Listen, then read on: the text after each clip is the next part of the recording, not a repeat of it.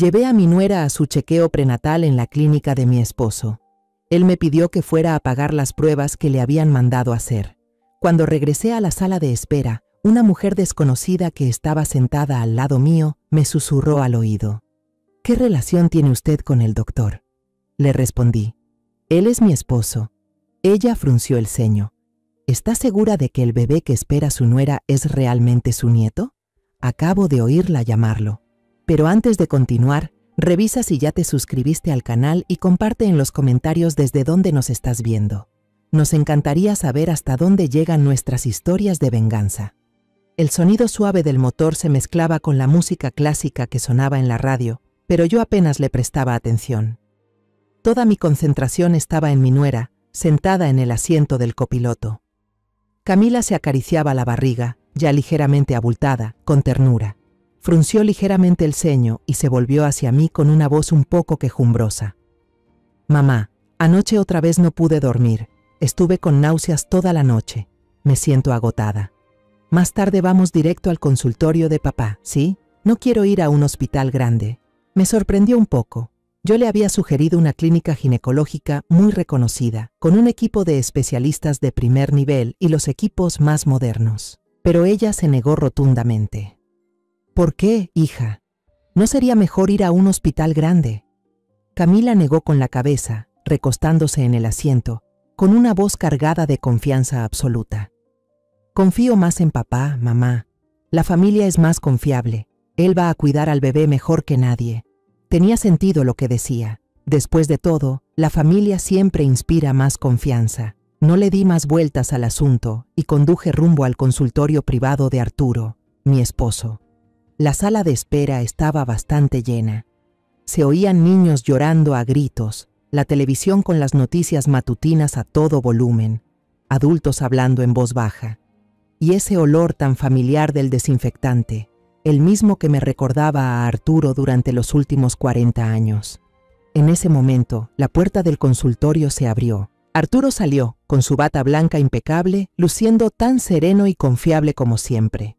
Nos sonrió, pero por alguna razón sentí que su sonrisa no era del todo natural, algo forzada. Su mirada se posó en mí por un instante, luego se centró en Camila. ¿Cómo te sientes? Le tomó del brazo con gentileza, hablándole con una ternura poco común. Le preguntó con detalles sobre su salud, sus náuseas, su alimentación, pero casi no me miró a los ojos, ni siquiera un segundo. Su atención hacia mi nuera me reconfortó, pero su forma de evitar mi mirada me dejó una extraña sensación de vacío. De pronto se volvió hacia mí y me extendió su billetera de cuero. Elena, ¿puedes bajar a la recepción a pagar los análisis de la niña? Usa mi tarjeta. Claro, asentí. Tomé la billetera y sentí un poco de tristeza por no haber tenido tiempo de hablar más con él. Ya se apresuraba a llevar a Camila al consultorio. Cuando regresé tras hacer el pago, la puerta de madera oscura ya estaba cerrada. Camila había entrado con Arturo. Suspiré y busqué un lugar libre para sentarme a esperar. Solo quedaba una silla junto a una joven embarazada que parecía pálida y agotada. Mientras esperaba distraída, ella dejó caer una revista al suelo. Me agaché por reflejo para recogérsela. Ella alzó la vista. Me sonrió para agradecerme. Esa sonrisa le quitó un poco el cansancio del rostro y empezamos a charlar. Se presentó como Lucía Ortega. Hablamos de lo caluroso que estaba el día, del programa de cocina aburrido que estaban dando en la televisión. Lucía era una chica muy simpática. ¿Usted también viene a consulta?, preguntó. Solté una risa cargada de orgullo y alegría. No, vine a acompañar a mi nuera. Pronto voy a ser abuela. Al oír eso, Lucía enmudeció de golpe. Su sonrisa desapareció por completo. Su mirada se clavó en la puerta cerrada del consultorio, donde estaban mi esposo y mi nuera. Su expresión se tornó compleja, una mezcla de duda y compasión. Ese cambio repentino en la chica me desconcertó. Entonces, de pronto, se inclinó hacia mí, bajó la voz hasta casi un susurro y se tapó la boca con la mano, como si temiera que alguna fuerza invisible pudiera oírnos. ¿El doctor Arturo que es suyo y la mujer que estaba sentada con usted? Su voz temblaba un poco, apurada. La curiosidad inusual de la chica me sorprendió, pero aún así respondí con cortesía: «Ah, él es mi esposo y la chica es mi nuera». Lucía frunció sus cejas finas. Miró alrededor como para asegurarse de que nadie estuviera prestando atención. Luego se inclinó de nuevo hacia mi oído. Esta vez su voz fue aún más baja, pero cada palabra salió con una frialdad cortante, clara como una puñalada directa al corazón. ¿Está segura de que el bebé que lleva ella en el vientre es realmente su nieto? Hace un momento, cuando usted se fue, vi que su nuera lo llamó mi amor. Esas dos palabras tan íntimas fueron como un rayo partiéndome el alma. Me zumbaban los oídos. Mi mundo se hizo trizas. El vaso de café de papel, aún caliente, se resbaló de mis manos. El líquido marrón se derramó sobre el suelo frío, como si mi felicidad acabara de ser apagada de golpe. Pero ya no sentía nada. Me quedé paralizada, con los ojos fijos en la puerta de madera frente a mí. En medio del aturdimiento, los recuerdos empezaron a volver de golpe, sin orden alguno, como viejas películas rotas que se proyectaban apresuradamente en mi mente. Me vi a mí misma, María Elena Castañeda, una maestra de literatura retirada, una mujer que había vivido entre libros y el pequeño jardín detrás de su casa. Mi vida había sido como una novela tranquila, con capítulos perfectamente ordenados, un esposo ejemplar, un hijo amoroso, y un futuro apacible esperando al primer nieto. Y luego apareció Arturo, mi esposo. No el Arturo con la bata blanca y la sonrisa forzada de hace un rato, sino el Arturo de los últimos 40 años. El hombre que todo el vecindario respetaba por su calma, su rectitud y su dedicación. Lo veía en su estudio cada noche, con la luz cálida iluminando su cabello ya canoso, los lentes resbalados sobre la nariz, mientras leía concentrado esos gruesos libros de medicina. Esa imagen, tan familiar y firme como un faro, había sido símbolo de paz absoluta en mi corazón. Un hombre así, ¿cómo podía? Y Mauricio, nuestro único hijo, 34 años tranquilo, reservado, igualito a su padre. No siguió los pasos de Arturo en la medicina, sino que se refugió en el mundo de las letras, de los misterios policíacos que él mismo escribía. Mauricio era un buen muchacho, algo ingenuo en cuestiones de amor, con un alma de artista que veía la vida con ojos románticos. De repente, los recuerdos se detuvieron en un día de hace unos meses, el día en que Mauricio regresó a casa con el rostro pálido, sin una gota de sangre. Se paró frente a mí y a Arturo, con los puños apretados, la voz temblorosa y entrecortada. «Papá, mamá, Camila está embarazada». Tragó saliva y con dificultad continuó. Fue un error. En la fiesta de cumpleaños de Marco tomé demasiado. Yo tengo que hacerme responsable. En ese momento, Camila se escondía detrás de mi hijo, con los hombros temblando, llorando desconsolada. Mantenía la cabeza agachada, abrazándose el vientre, tan frágil, tan pequeña, tan vulnerable. Conocía a Camila desde hace tiempo. Era amiga de Mauricio. Nunca imaginé que su relación hubiera llegado tan lejos, pero al ver sus lágrimas, al ver la cara confundida y culpable de mi hijo, el instinto de madre en mí se despertó. No dudé ni un segundo. Los abracé a los dos, con lágrimas de emoción cayendo por mi rostro. «No pasa nada, no pasa nada», dije. «Esto es el destino, una bendición para nuestra familia». Pero ahora, al rebobinar esa escena en mi cabeza, noté un detalle extraño. La reacción de Arturo ese día. Guardó silencio, un silencio denso, aterrador. No dijo una sola palabra de felicitación. No sonrió ni siquiera por cortesía. Él solo se acercó, le dio a Mauricio una palmada muy leve en el hombro, casi como si no hubiera pasado nada, y luego se dio la vuelta en silencio para subir a su despacho, cerrando la puerta de un portazo. En ese momento, yo solo pensé ingenuamente que estaba en shock, que no estaba preparado para convertirse en abuelo de forma tan repentina. Y entonces otras piezas empezaron a encajar, con claridad. Una noche, mientras yo le servía comida con alegría a Mauricio, Camila, con total naturalidad, usó sus propios palillos para sacar un trozo de carne guisada del tazón de Arturo. «Pruebe esto, papá, está riquísimo», dijo con una sonrisa muy amplia, una sonrisa que no parecía tener ningún tipo de distancia. Arturo se sobresaltó tanto que casi se atraganta con el arroz. Tosió varias veces, con la cara encendida, y se apresuró a tomar un gran sorbo de agua. Pensé que la chica solo estaba siendo amable, pero ahora veo que ese gesto fue una descarada marca de territorio. Recuerdo las veces que Camila preparaba café y se lo llevaba al despacho a Arturo. Cada vez que lo hacía, mi esposo siempre le daba las gracias, pero sus ojos nunca se despegaban de la pantalla del computador. Nunca la miraba directamente. Esa forma en que evitaba el contacto visual, que antes yo interpretaba como seriedad de adulto, ahora me parece más bien la incomodidad de alguien culpable, y también esa extraña costumbre suya. Nuestro dormitorio, durante 40 años de matrimonio, nunca había tenido seguro, ni siquiera cuando nos cambiábamos de ropa. Era un espacio de absoluta confianza. Pero desde que Camila se mudó con nosotros, Arturo empezó a echar llave cada vez que entraba solo al cuarto por las noches, sobre todo cuando ella andaba rondando por la sala cercana. Recuerdo una vez que toqué la puerta para pedirle el frasco del ungüento, y tuve que esperar bastante hasta que salió. Tenía la frente sudada y respiraba algo agitado. Estaba haciendo unos ejercicios, explicó apresurado. Yo le creí, igual que le creí al comentario casual de doña Remedios, nuestra vecina. Aquella mañana, mientras regaba mis macetas de cactus en el jardín, ella se me acercó al oído y me dijo bajito: «Oiga, Elena, la otra noche no podía dormir y salí al balcón a tomar aire. Vi el carro del doctor Arturo saliendo de la casa y vi también a su nuera sentada en el asiento del copiloto. Seguro la muchacha se sintió mal del embarazo y fueron a comprar medicina, ¿no? Pobrecita».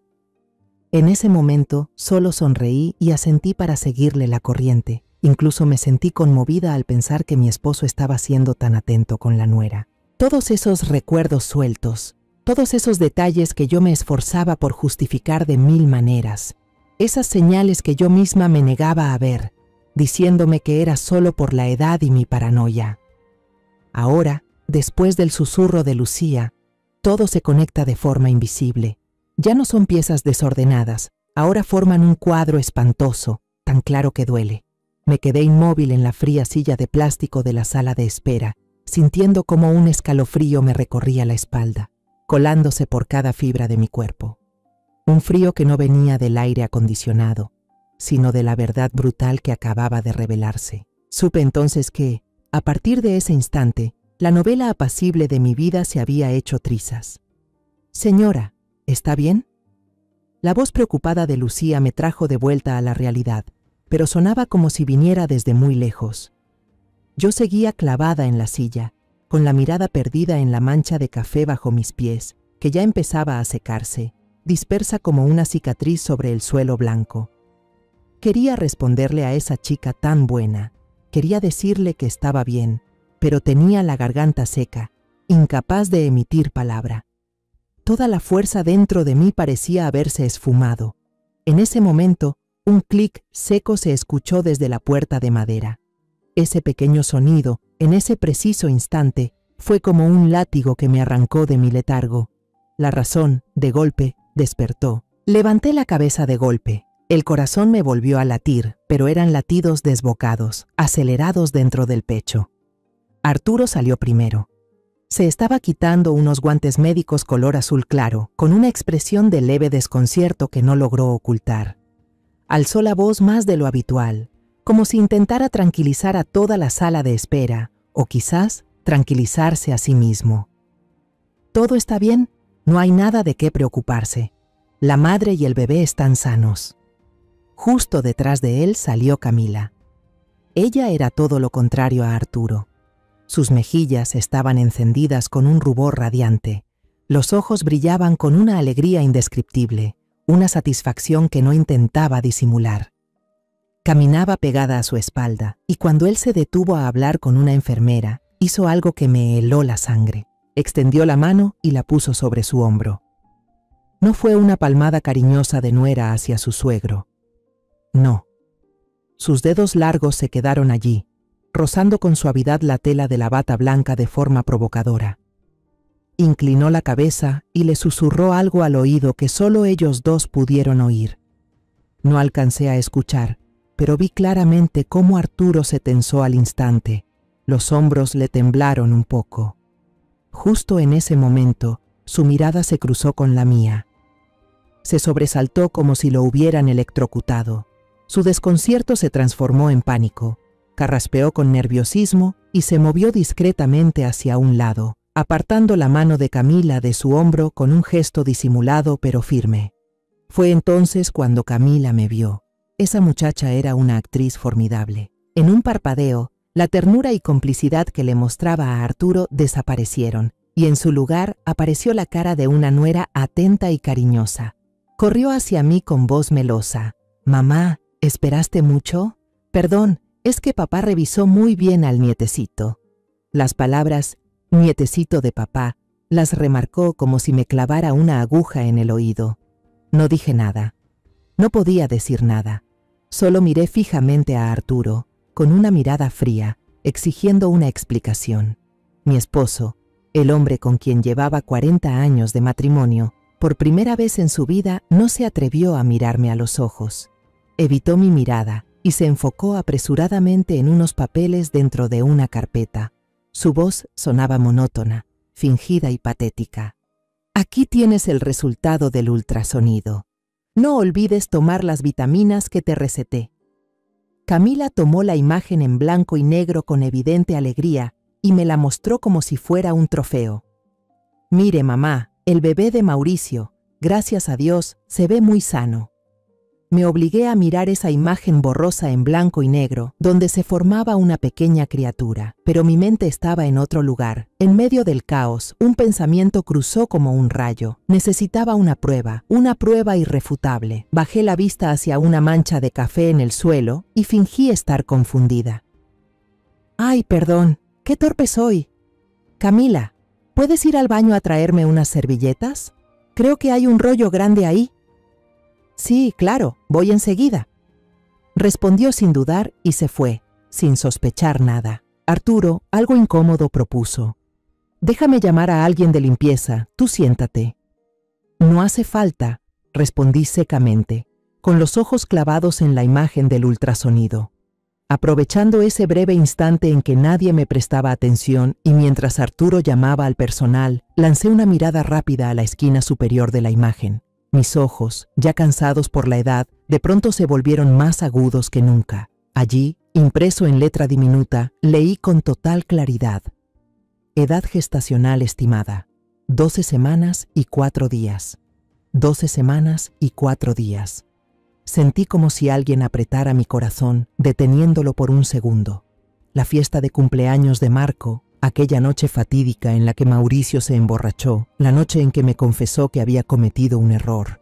Fue exactamente hace 8 semanas. Lo recuerdo perfectamente, porque justo al día siguiente fue nuestro aniversario de bodas. Exactamente 8 semanas y 2 días.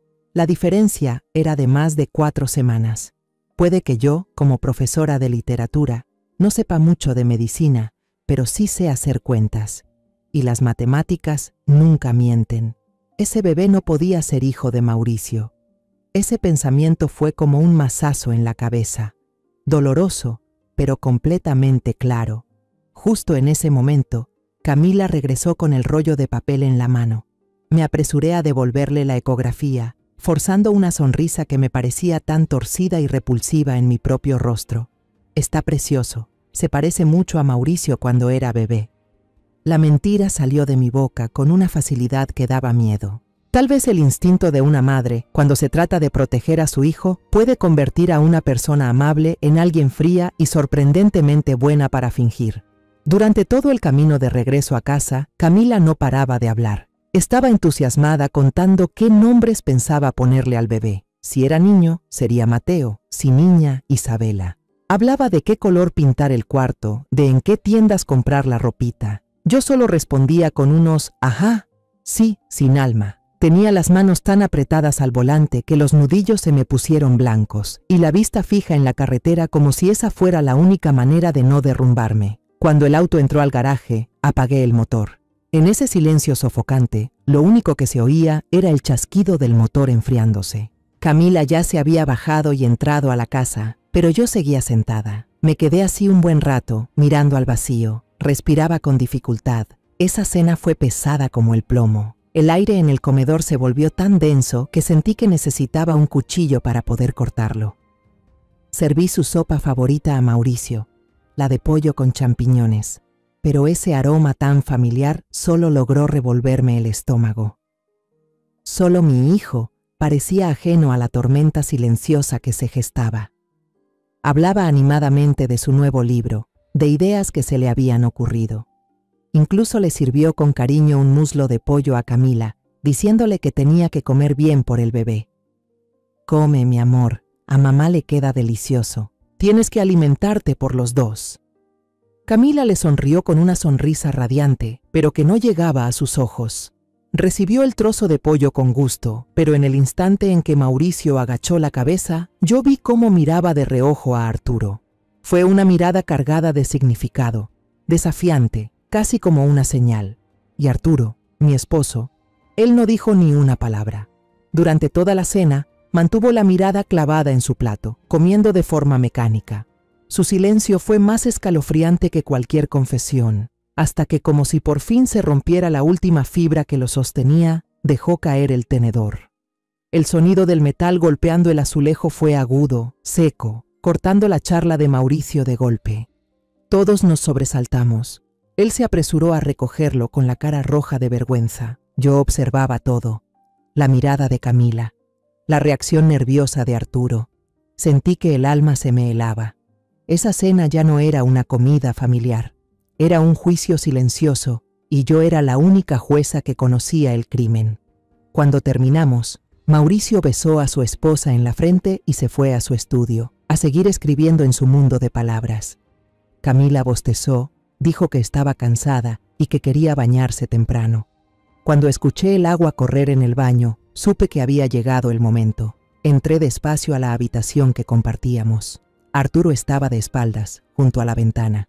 La tenía abierta de par en par, y una delgada nube de humo salía hacia la noche. Estaba fumando, un hábito que había dejado hacía más de 20 años, el día que Mauricio se graduó de la universidad. Que lo retomara ahora solo podía significar una cosa. Su conciencia estaba hecha un desastre. No di rodeos. No tenía paciencia para eso. Me acerqué al tocador y dejé mi celular sobre la superficie. La pantalla aún estaba encendida. La imagen que había tomado en secreto de la ecografía aparecía claramente. 12 semanas y 4 días, dije. Mi voz sonaba aterradoramente serena, sin una sola alteración, como si estuviera leyendo el pronóstico del clima. La fiesta de cumpleaños de Marco fue hace apenas 8 semanas. Explícamelo, Arturo. Arturo dio un respingo. El cigarro que tenía en la mano cayó sobre la alfombra persa, esparciendo pequeñas brasas encendidas. Se apresuró a pisarlas para apagarlas, torpe como un niño atrapado haciendo algo malo. Tal vez la ecografía tuvo un margen de error. Tú sabes, la medicina a veces... balbuceó sin atreverse a mirarme. No me mientas. Lo interrumpí, con la voz aún pareja, pero ya teñida de un frío mortal. Eres médico.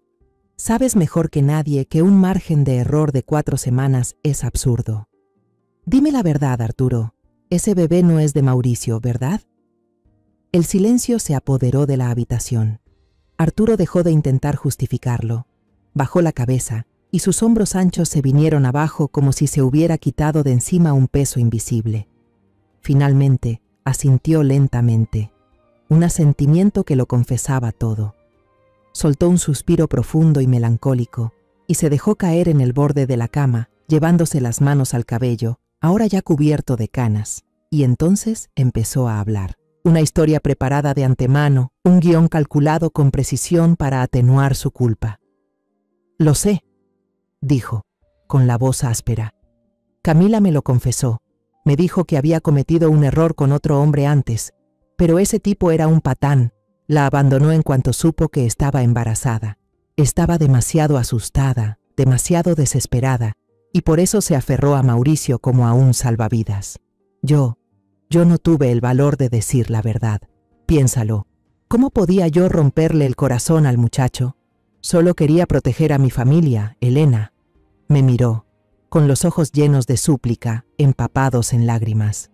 Estaba intentando interpretar el papel de un padre abnegado, de un esposo virtuoso que carga solo con el peso de un secreto terrible para preservar la paz de sus seres queridos.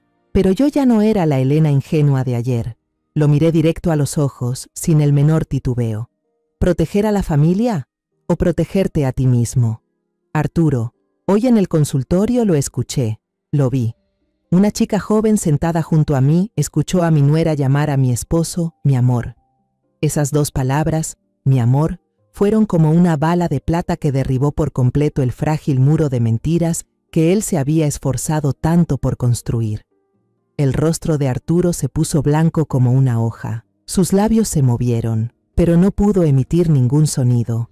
Todo intento de fingir, toda la dignidad de un médico respetable desapareció.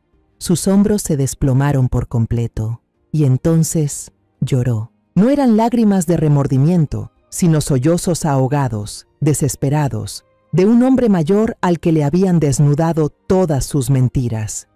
La verdad más horrible, más repugnante, por fin salió a la luz entre los sollozos. Lo confesó todo. La relación clandestina comenzó con las visitas de Camila a la casa, supuestamente para ver a Mauricio, pero el verdadero objetivo era él. La debilidad de un hombre mayor ante la admiración y la seducción calculada de una mujer joven.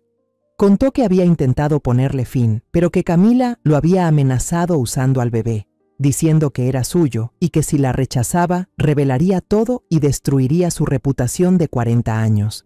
Pero lo más espantoso, lo que me revolvió el estómago del asco, aún estaba por venir. Admitió que él mismo había sido cómplice del plan de Camila. Aquella noche de la fiesta de cumpleaños, fue él quien llamó, fingiendo preocupación, para convencer a Mauricio de beber unos tragos más.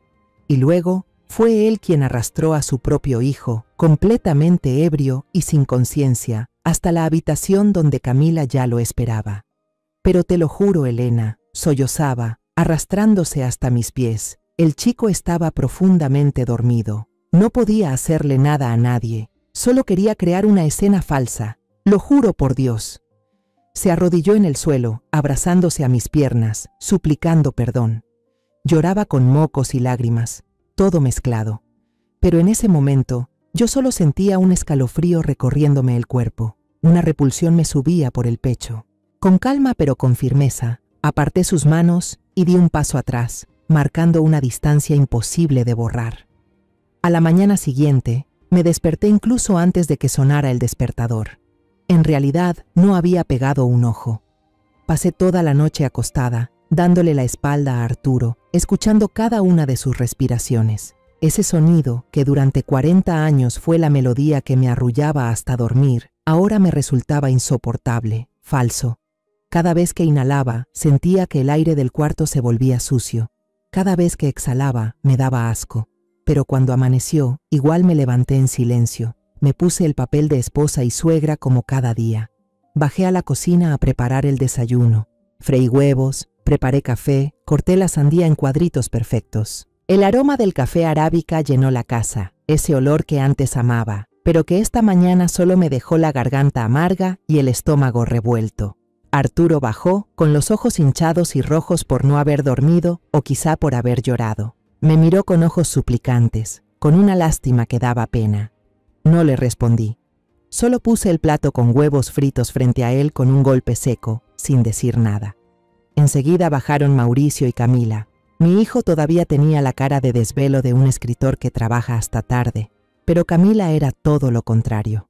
Fresca como una flor recién abierta. No tenía idea del drama que había pasado en nuestra habitación la noche anterior. Seguía actuando como si nada. Incluso se puso cariñosa con Arturo. «Papi, ¿me pelas esta manzana? Tú eres el que mejor pela las manzanas», dijo, extendiéndole la fruta al hombre que seguía ido. Arturo se sobresaltó. Torpemente tomó la manzana y el cuchillo. Yo observaba esa escena mientras apretaba con fuerza el cuchillo para untar mantequilla, tanto que los nudillos se me pusieron blancos.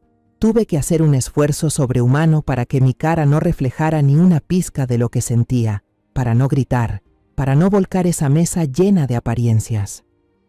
Después de ese desayuno infernal, Arturo salió apurado hacia el consultorio como si estuviera huyendo.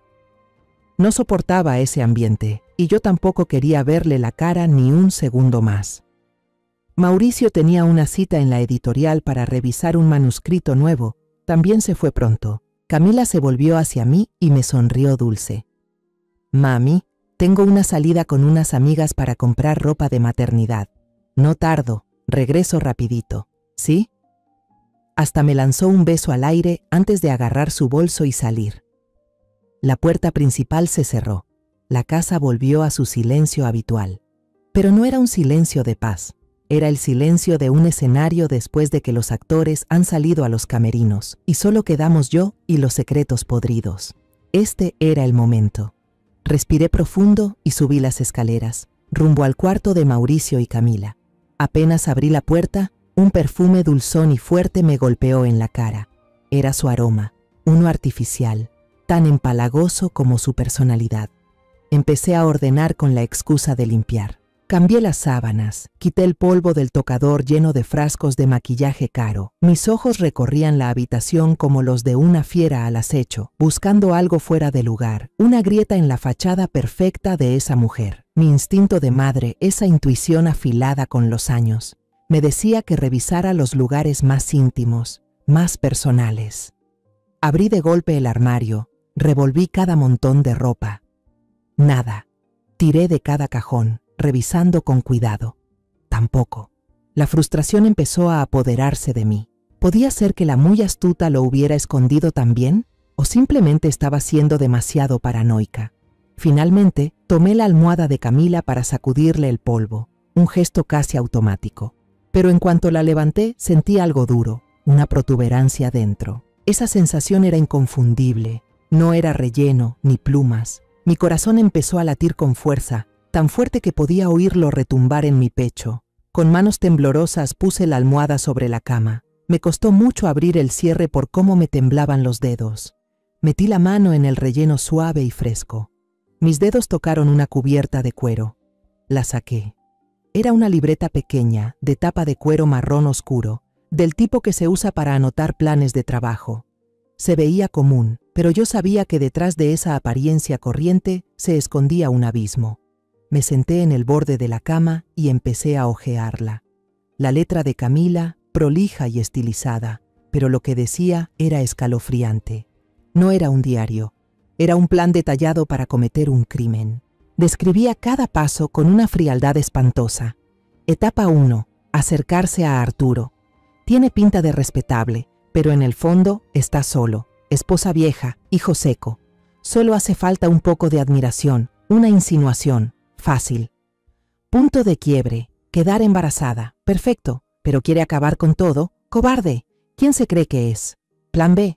Cambiar el objetivo a Mauricio. El tonto bonachón. Una noche de copas basta. Entrar a la familia Castañeda por la puerta grande. Seguir cerca de Arturo. Seguir disfrutando de todo. Cosas por hacer. Obligar a Arturo a callar con las fotos que le tomé en secreto. No hay problema. Y María Elena es tan tonta que con unas cuantas lágrimas de cocodrilo me cree todo. Cuando leí la frase María Elena es tan tonta, me tembló la mano. Empecé a respirar agitadamente. La sangre me subió a la cabeza y me mareé. Sentí que me iba a desmayar. Me había visto como una marioneta, una vieja patética en su teatro de mentiras. Riesgo, si Arturo se opone, soltar las fotos del romance, revelar que el hijo es suyo, destruir su reputación de 40 años. No se atreverá. Al leer la última línea, el mareo se desvaneció y en su lugar llegó una rabia helada. Pero la razón me sostuvo. No podía caerme ahora. Respiré hondo, tratando de calmar el corazón desbocado. Saqué el celular. Aún me temblaban las manos, pero me obligué a mantenerme firme. Con sumo cuidado, fotografié cada página, cada palabra, con la mayor nitidez posible. Cada clic era una marca más en la memoria de la crueldad de esa mujer. Cuando estuve segura de tenerlo todo guardado, volví a meter la libreta en el relleno de la almohada. Cerré el cierre y la alicé, como si nada hubiera pasado. Me levanté y salí de la habitación. Ya tenía lo que necesitaba. No era solo una prueba, era mi arma. Toda esa tarde me quedé inmóvil en el sillón del salón, ese sillón cómodo que Arturo me había regalado en nuestro aniversario número 30. Pero hoy Ni su suavidad podía calmar la tormenta que llevaba dentro. Me quedé mirando fijamente las fotos en el teléfono, esas letras bonitas llenas de veneno de Camila. Su plan era demasiado perfecto, demasiado cruel. Había calculado cada paso, había considerado todos los riesgos, conocía las debilidades de cada miembro de esta familia. Yo sabía que con solo esa libreta no bastaba. Era demasiado astuta. Si la mostraba, ella lloraría, gritaría que la estoy calumniando, que la odio porque va a darle un nieto a los Castañeda. Diría que lo inventé todo para separar a su esposo, que Arturo se lo inventó para no reconocer a su propio hijo. En una guerra de lágrimas y mentiras, una vieja como yo quizá no ganaría. No, necesitaba un arma definitiva, una prueba científica fría, una verdad que nadie pudiera negar ni distorsionar. Necesitaba una prueba de ADN. De inmediato, un nombre apareció en mi mente: Claudia. Claudia era la enfermera asistente en la clínica de Arturo. No solo era una empleada, sino alguien a quien yo consideraba como una sobrina. Levanté el teléfono, busqué su número, con los dedos temblando presioné el botón de llamada. ¿Hola? ¿Tía Elena? La voz de Claudia sonaba clara y alegre al otro lado de la línea. Traté de mantener mi voz lo más serena posible. Claudia, soy yo. ¿Estás por salir del trabajo? Tengo un asunto personal que necesito pedirte. ¿Podrías encontrarte conmigo un rato en la cafetería a la esquina? Claro que sí. En unos 15 minutos salgo, voy para allá. Colgué y solté un largo suspiro. La cafetería a la esquina estaba en una esquina discreta, escondida tras una enredadera de bugambilias, lo suficientemente tranquila y reservada para una conversación importante. Claudia llegó, con su sonrisa radiante de siempre y su trenza juguetona. Apenas se sentó, empezó a preguntarme cómo me sentía, por la cuñada, Camila, y sobre los preparativos del bebé. Al ver la inocencia y pureza en su rostro, sentí que algo se rompía dentro de mí. Estaba a punto de arrastrar un alma buena al lodazal de mi familia. No di rodeos. Extendí la mano, tomé la suya, pequeña, y la apreté suavemente. Mi voz sonó seria, cargada de peso. Claudia, antes que nada, te debo una disculpa, porque lo que estoy a punto de pedirte va en contra de tus principios profesionales, pero ya no tengo a nadie más en quien confiar. Los ojos de Claudia mostraron sorpresa y preocupación. La miré fijamente y empecé a contarle. No mencioné lo terrible de Arturo. No podía exponer la vergüenza de mi esposo, de mi familia, a alguien de fuera. Solo conté una parte de la verdad, suficiente para que comprendiera mi situación. ¿Te acuerdas del día que nos conocimos?, pregunté en voz baja. Estabas flaquita, desesperada, limpiando mesas en un restaurante, después de que el casero te robó el depósito. Yo te ayudé, te traté como a una sobrina. Sentí que la voz se me quebraba. Y Arturo te dio trabajo, te enseñó todo lo que sabes. Jamás olvidaré lo que hicieron por mí, dijo Claudia conmovida, apretando mi mano con fuerza. Yo sé que eres una buena muchacha, continué. Por eso me atrevo a pedirte esto. Claudia, tengo razones para creer que el bebé que Camila lleva en el vientre no es de Mauricio. Ella está engañando a toda mi familia, está engañando a mi pobre Mauricio.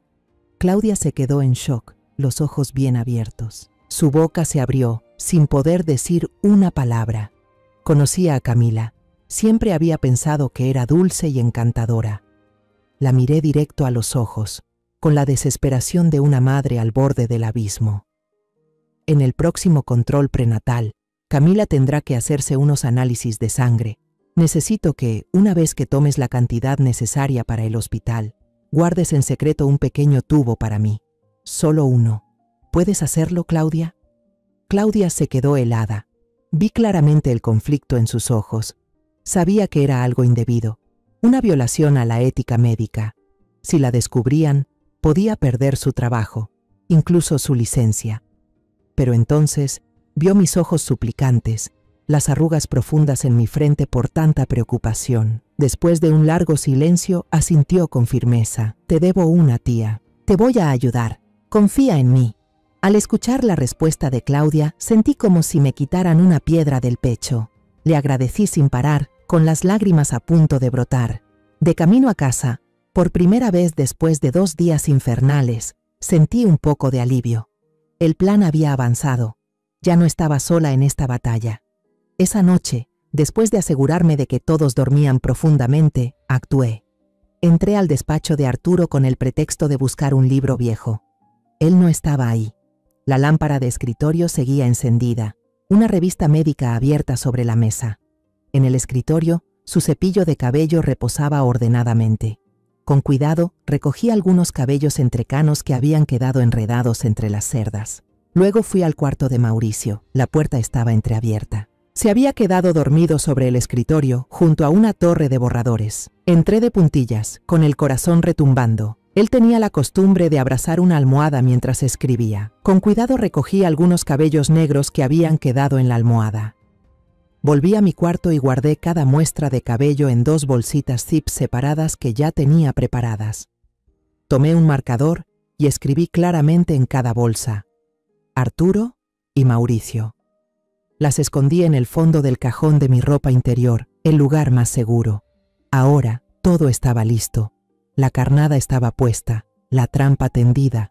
Solo quedaba esperar. Esperar al próximo control de embarazo de Camila.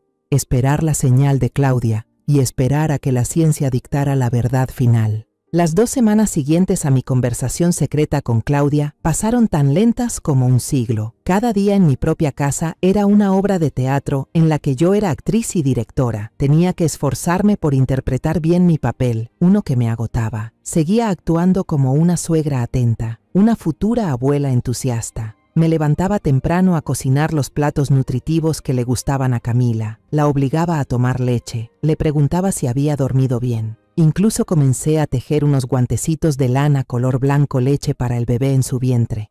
Pero cada vez que las agujas se deslizaban, mis manos temblaban. No tejía lana. Tejía una red de mentiras para engañarla, mientras esperaba el momento justo para activar otra trampa. Arturo, por su parte, andaba como una sombra. La culpa y el miedo se notaban en cada paso suyo.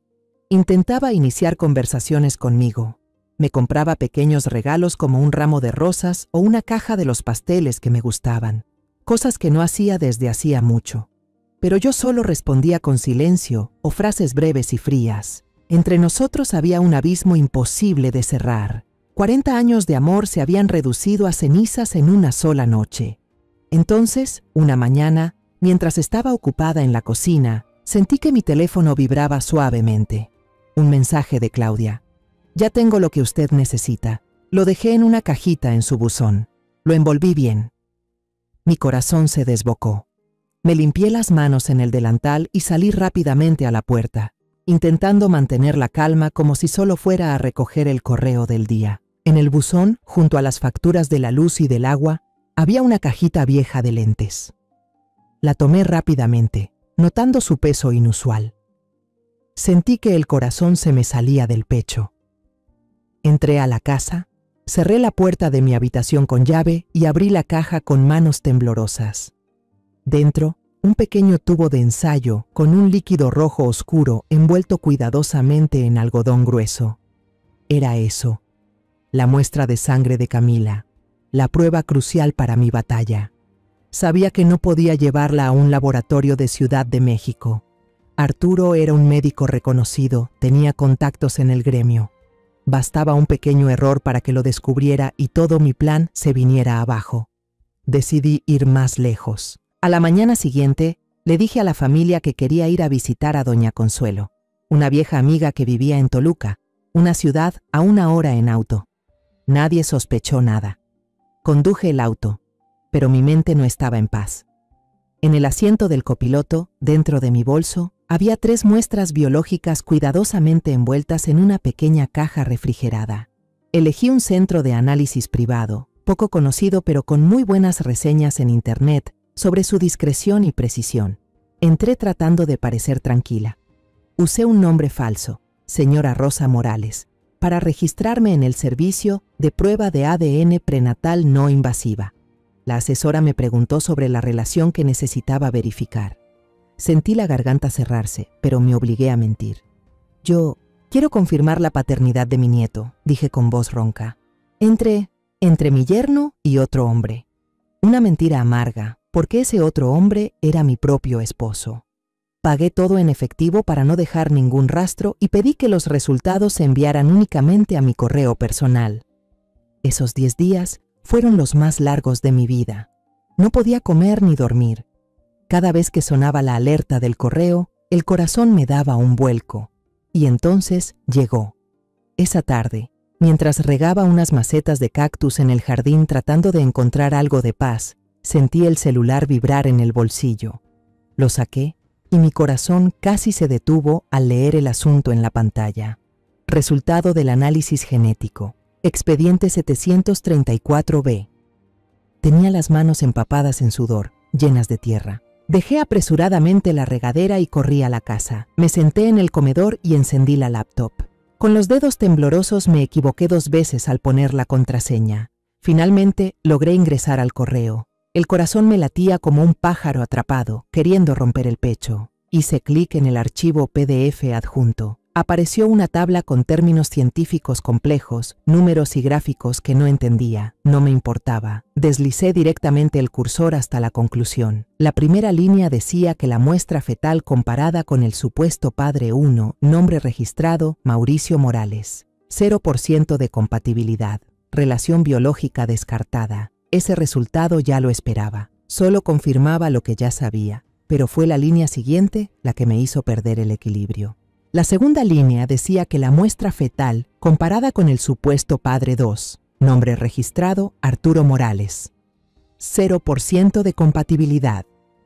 Relación biológica descartada. Tuve que leer esa frase 3 veces, frotarme los ojos y volver a leer para asegurarme de no estar equivocada. No podía ser. 0%. No era hijo de Arturo. Todo mi mundo se dio vuelta otra vez. Todas mis suposiciones, mi furia, mis planes estaban construidos sobre una base. El bebé era de Arturo, pero ahora esa base se había derrumbado. Camila. Esa muchacha no solo engañó a mi hijo, también engañó a mi esposo. Había montado una obra con mentiras dentro de otras mentiras. Estaba embarazada de un tercer hombre, alguien completamente desconocido. Y usó ese embarazo para manipular a los hombres de la familia Castañeda, empujándolos a una tragedia repugnante, convirtiéndolos en marionetas en sus manos. De pronto me reí. Una risa seca, amarga, desquiciada, rompió el silencio de la cocina. Me reí de la estupidez de mi hijo, me reí de la debilidad y culpa de mi esposo, y me reí de mí misma, por haber estado a punto de caer en la trampa de esa zorra disfrazada de corderito. Ella lo había planeado todo, cada detalle, cada paso, menos una cosa. La ciencia no miente, ya tenía todo lo que necesitaba. No solo una, sino una cadena de pruebas irrefutables. Era hora de bajar el telón de esta farsa. Elegí el momento con precisión, como una directora preparando la última escena. Sabía que esta noche Mauricio tenía una reunión importante con una editorial para firmar un contrato y que volvería muy tarde. Arturo tenía su reunión mensual en el Club de Investigación Médica, una cita que nunca se perdía. Este escenario sería solo para mí y Camila, 2 mujeres, cara a cara.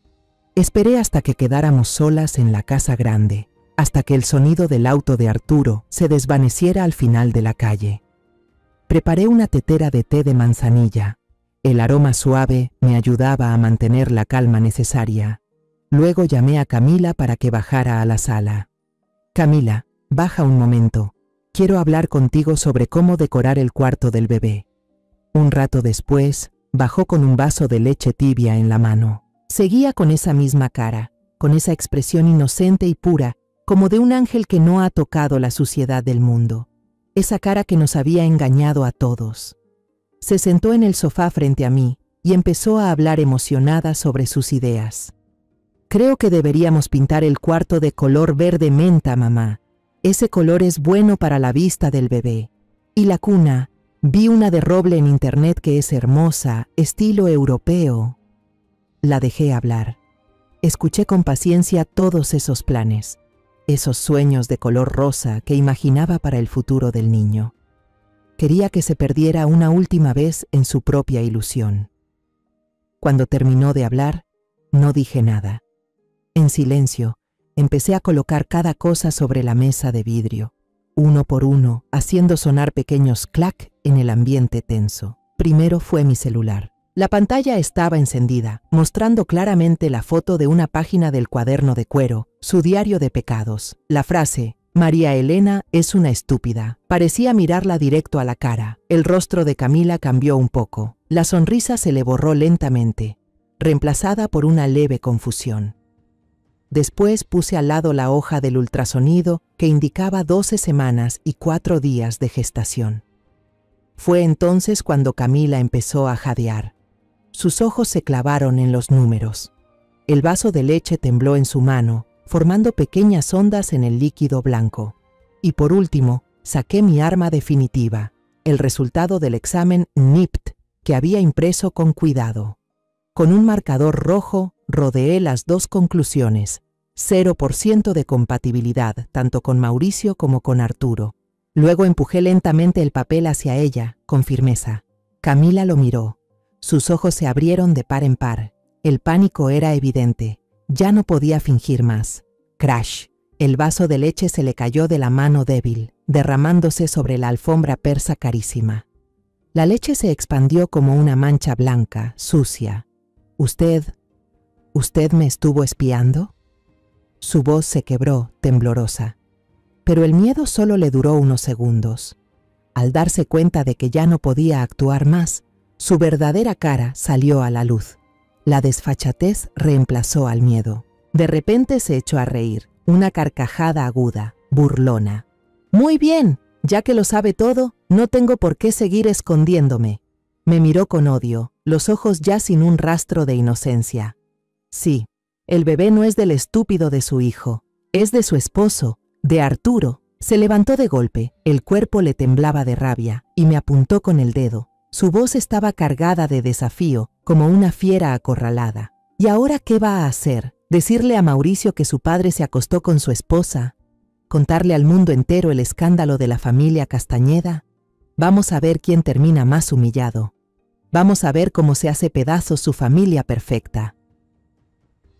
Yo seguía sentada, con la espalda recta, las manos sobre los apoyabrazos. La miré, no con rabia, sino con lástima. Yo sorbo lentamente un poco de té de manzanilla. El calor reconfortante me ayuda a mantener una calma extraordinaria. Arturo ya me confesó todo hace tiempo, Camila. Dije con voz serena. Me lo contó todo, sin omitir un solo detalle. Al ver su cara de sorpresa, dejé la taza sobre la mesa y continué, pronunciando cada palabra con claridad. Pero hay algo muy importante, que tal vez tú misma no sepas, o que quizás decidiste olvidar. La miré directo a los ojos, que empezaban a temblar.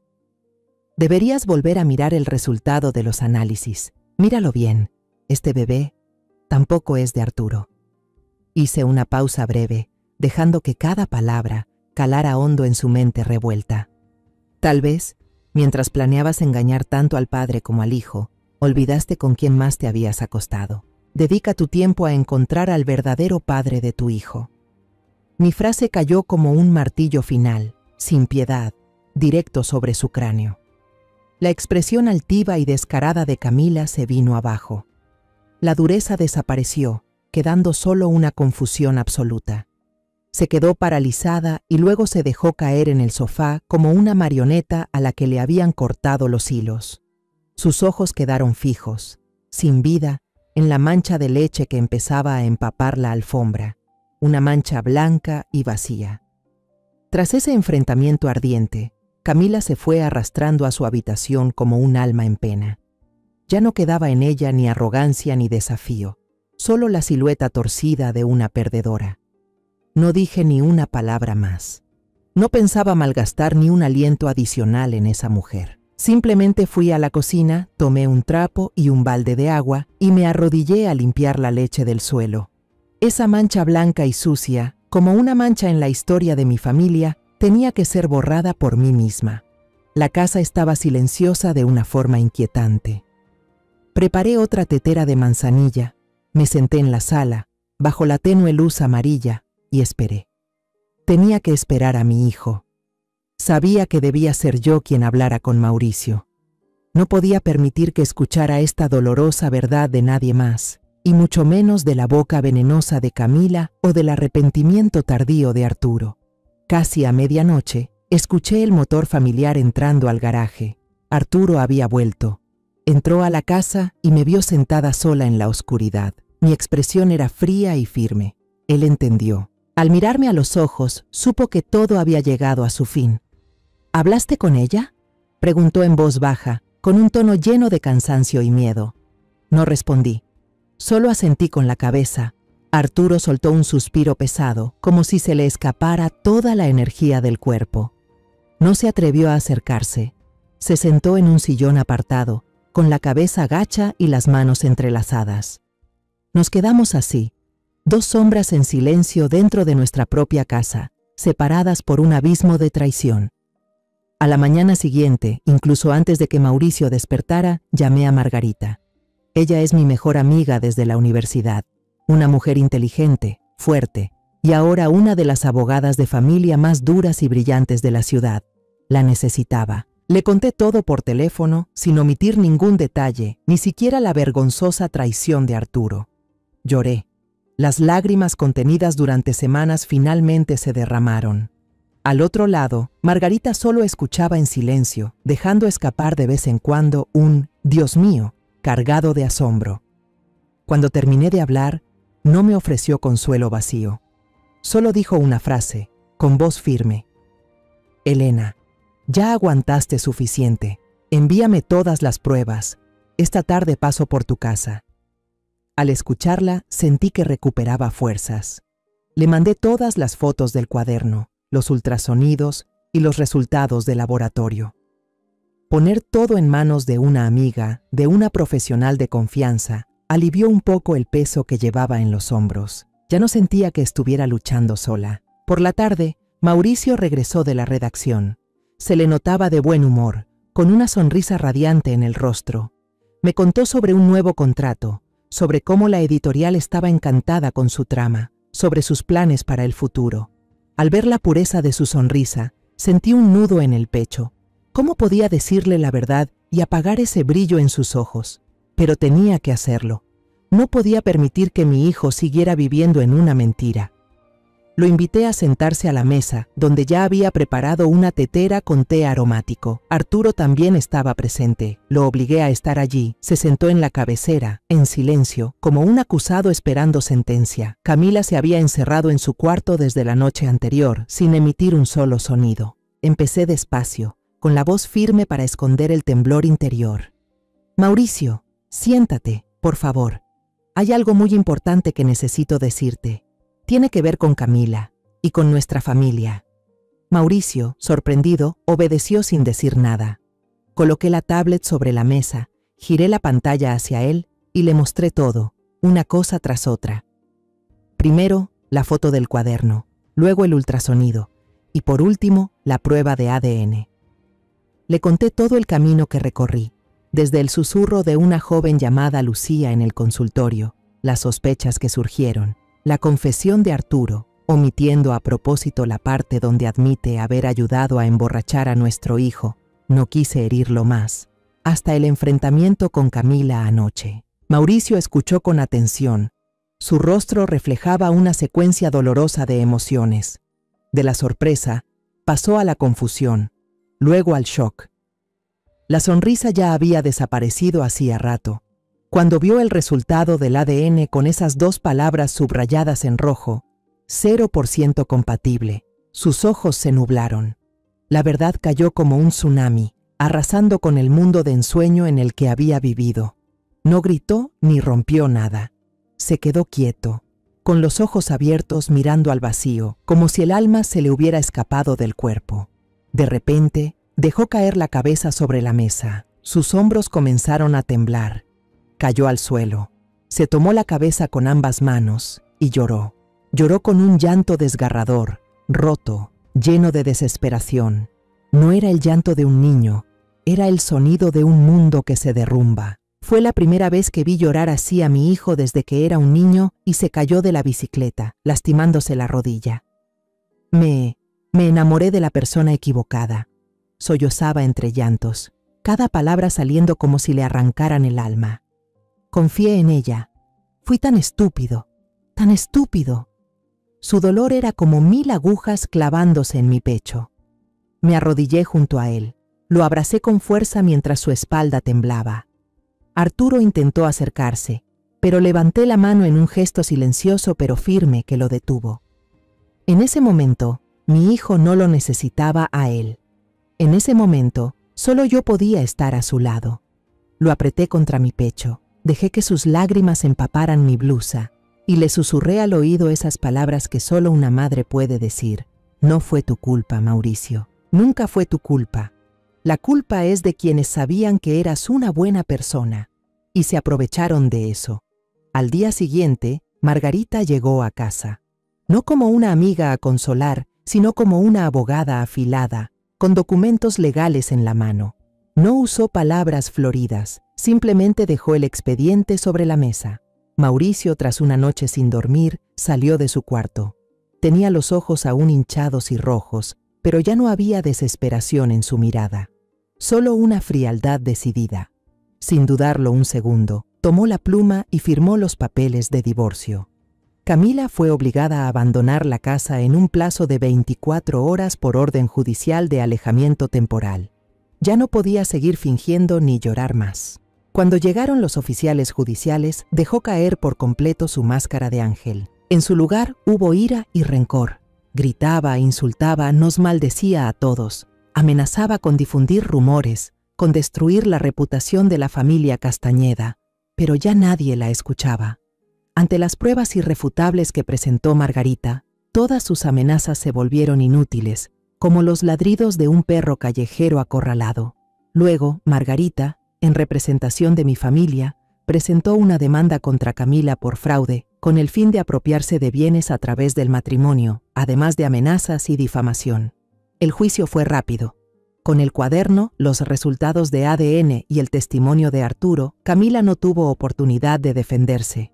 Fue condenada a 2 años de libertad condicional y se le prohibió acercarse a cualquier miembro de la familia Castañeda durante 5 años. El tribunal también dictaminó que, una vez nacido, el bebé sería entregado al cuidado de la abuela materna, ya que se consideró que Camila no tenía la estabilidad emocional ni la integridad moral necesarias para ser madre. Camila desapareció de nuestras vidas tan rápido como había llegado, dejando solo un montón de cenizas. Los meses siguientes fueron pesados. La tormenta había pasado, pero sus secuelas permanecían.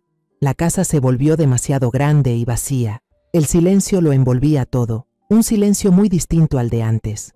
Mauricio se encerró en su estudio. Solo escuchaba el sonido de las teclas, día y noche, como si escribir frenéticamente fuera su forma de escapar de la realidad.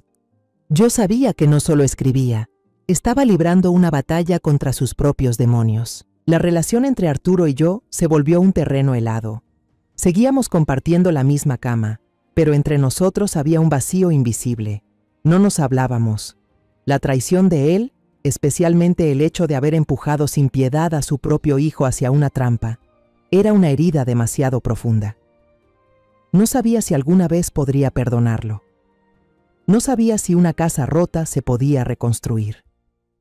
Una noche, mientras yo estaba sentada sola en el porche, Arturo me trajo una taza de té de manzanilla caliente. No se sentó en la silla junto a mí como solía hacerlo, solo se quedó de pie, a cierta distancia. «Elena», dijo con voz ronca y cansada, «sé que pedir perdón ahora no tiene sentido. No me atrevo a suplicarte que me perdones por lo que hice. Solo quiero que sepas que dedicaré el resto de mi vida a enmendar mis errores, contigo y con Mauricio». No fue una promesa vacía. Fue el primer paso. Empezamos a hablar de nuevo, no con palabras de amor apasionadas como antes, sino con pequeños esfuerzos cotidianos. Una comida que él cocinaba torpemente, una maceta que traía y ponía en el alféizar, un leve asentir de cabeza como saludo en la mañana. Sanar requiere tiempo, mucho tiempo, como curar una herida profunda. 6 meses después, una tarde soleada, la puerta del estudio de Mauricio se abrió. Salió, más delgado que antes, pero con la mirada clara otra vez. En las manos tenía un manuscrito grueso. «Ya terminé de escribir, mamá». Me entregó el manuscrito. El título del libro era La habitación del silencio. Aquella novela, escrita desde las heridas más profundas, desde noches sin dormir y lágrimas silenciosas, se convirtió en un fenómeno editorial. No era solo una historia policíaca apasionante, sino también una obra psicológica profunda sobre la confianza, la traición y el poder sanador de la verdad. Mauricio transformó su dolor en arte. Poco a poco volvió a sonreír. Empezó a reunirse con amigos, a viajar a nuevos lugares y a vivir su vida de nuevo, con más fuerza y madurez.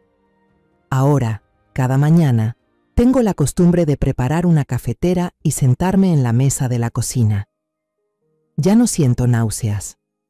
Observo los rayos dorados del sol que entran por la ventana y acarician las macetas de cactus que acabo de plantar. Son espinosos, ásperos, pero aún así se alzan con fuerza bajo el sol, justo como mi familia. Y lo escucho, el sonido que ahora más amo, el tecleo constante de Mauricio desde su despacho. Ya no es el sonido de alguien huyendo, sino el latido de la vida, de la creación, del renacer. La tormenta ha pasado. Tal vez mi familia lleve cicatrices que nunca se borrarán, pero sobrevivimos. Arturo y yo estamos aprendiendo a avanzar juntos. Mauricio ha encontrado su camino, y en el cielo después de la tormenta, un nuevo amanecer, pacífico y cálido, comienza a asomarse.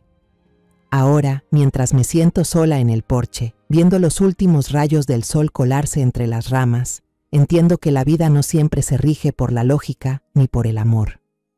A veces, quienes más confiamos son los que nos dan los golpes más duros. Pero también he aprendido que la verdad, aunque duela, es la herramienta más poderosa para recuperar la justicia. Ya no soy la mujer ingenua de ayer. Me he convertido en una madre que sabe levantarse de las ruinas, que sabe luchar por su hijo, por el honor de su familia.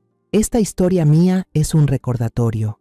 La paz no llega al cerrar los ojos, sino al atreverse a enfrentar la verdad, por más que nos destroce el alma. Y mientras sigamos teniendo el valor de avanzar, manteniendo el amor y la justicia en el corazón, las pérdidas se transformarán en fuerza, para proteger lo que queda y para volver a empezar. La historia que acabas de escuchar ha sido modificada en nombres y lugares para proteger la identidad de las personas involucradas. No la contamos para juzgar, sino con la esperanza de que alguien escuche y se detenga a reflexionar. ¿Cuántas madres están sufriendo en silencio dentro de su propio hogar? De verdad me pregunto, si tú estuvieras en mi lugar, ¿qué harías? ¿Elegirías callar para mantener la paz o te atreverías a enfrentarlo todo para recuperar tu voz? Quiero conocer tu opinión sobre esta historia de historias que duelen, o cualquier sugerencia que tengas para que nuestro contenido sea cada vez mejor. Dios siempre bendice y estoy convencida de que la valentía nos llevará hacia días más luminosos. En este momento, en la pantalla final te dejo 2 de las historias más queridas del canal. Estoy segura de que te sorprenderán. Gracias por haberte quedado conmigo hasta este instante.